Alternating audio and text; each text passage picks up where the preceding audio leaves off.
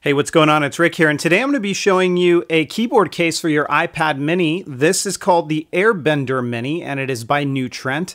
At the time of this video, the suggested retail on this case is about $89, but you can pick it up from Trent's website right now for about $49.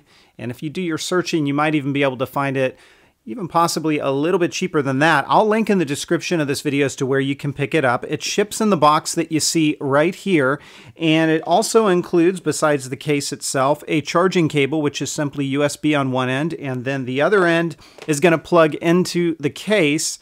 On the front lid here, you've got this area that just simply kind of flips down, and you can charge it like that without having to do anything special. Now, this case is kind of a hard rubber exterior, but it has some grip to it. It is going to attract just a little bit of lint, as you might see here. And then it uses kind of a rubber clasp here to basically keep itself closed. So it just kind of goes right in there, and it will keep this front lid closed, as you will see here.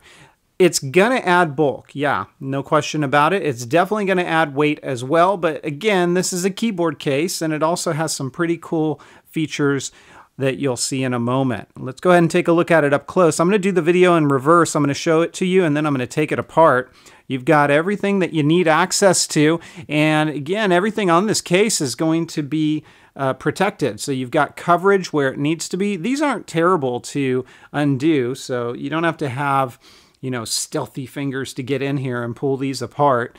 All along the side here, you can see what that's going to look like. Up along the top, everything is accessible as it needs to be. And again, you can just easily pull that aside to go in and get your headphone jack access. You can see your camera here. I don't know if you can catch it in the glare. There's a layer of protection there over your camera, so that's pretty nice. And then, of course, along the side, button coverage, as well as your rotation lock, and that's easy to get to. These all stay in place really well, and these buttons are super easy to press and have a real nice tactile feel. On the front side, or I should say the side that has the keyboard on it, you've got your Trent branding, and as you undo this and open it up, let's go ahead and do that. It is going to use the sleep and the awake feature. You may have seen that just now. Let me go ahead and close it up. It puts it to sleep. Open it up again, it awakens it. So I found, though, if you don't latch this in, and you might be able to see it's asleep now, but if you move it just ever so slightly, sometimes it will engage the screen as you saw there. So you do want to make sure that you close it the right way and straight down, and then latch that in place. Let's go ahead and open this up, and let's take a look at this. I've already enabled my Bluetooth, I believe, on this, and if I haven't, I will do that right now so you guys can get an idea about what this looks like. Let me turn on the switch for the keyboard, and we'll simply go into our settings, and actually Bluetooth is already enabled, so we're good here.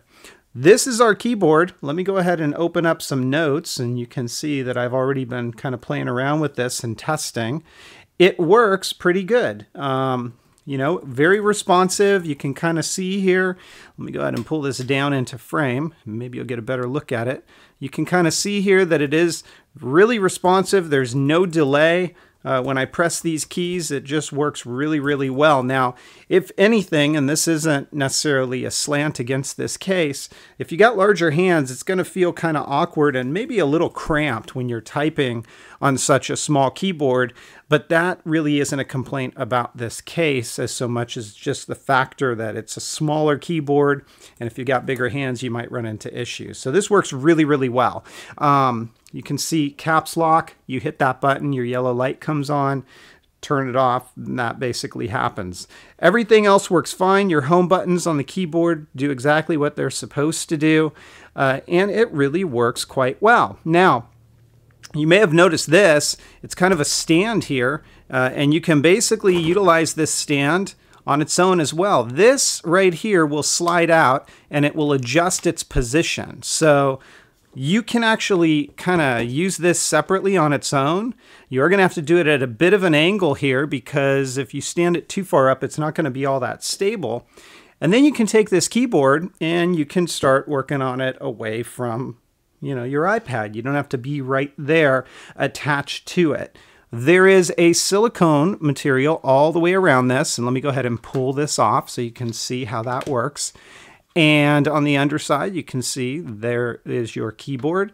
And then insofar as this goes, this will rotate all the way around. You can use it in its stand mode like this as well. So you do get some feature functionality aside from the keyboard with the stands on this, and it looks pretty cool. This rotates, and we've got no issues with that. Now let's say you don't want this thing on here. You're just going to press these two buttons here, or these two areas, and pull it away. And what you'll find, you now have a pretty heavy-duty case. This is all covered with a kind of a liner here. It's a clear see-through liner, just like up here. And likewise, on the front side, we have an integrated screen protector that works just fine. It's very responsive to touch. I have no problems pressing into these things, and it works really, really well. And it's actually pretty clear too, so no problems there. As you take a look down below, everything's going to be covered up here, even up along the top. There's no area for debris to get in here or anything like that. So you could go around and use this case as is. Now, when we take it apart, this is what it's going to look like. You want to be careful doing this because it kind of sits in here, and if you go quick, you could rip the silicone. This is what it looks like without the silicone, and then as we take this apart, let me go ahead and do that for you guys. You want to go slow again. I'm going to take it off camera just for a second because I want to do this a little bit closer in front of me than at an angle. Here is that front screen with that membrane attached to it, as you can see. And then this just comes out like that. And there is the bottom side. These are kind of standoffs. They're squishy, and it's going to protect your Mini when it's in this case. So it is really nice. I almost like, because I don't use keyboard cases all that much, I almost kind of like it just using this portion of the case. It works really, really well. And then, of course, when you want to use your keyboard, you've got that piece as well. And then if you wanted to integrate a stand into it, you can start using that as well. So this is the Airbender Mini. It is a keyboard case for your iPad Mini. It is available now. Again, I'm going to link in the description of this video as to where you can pick it up. But you know what? I'm giving this case a 4 out of 5. If you guys have questions, comments, or feedback, as always, please feel free to let me know. Otherwise, I'll catch you next time. Take care, everybody, and have fun.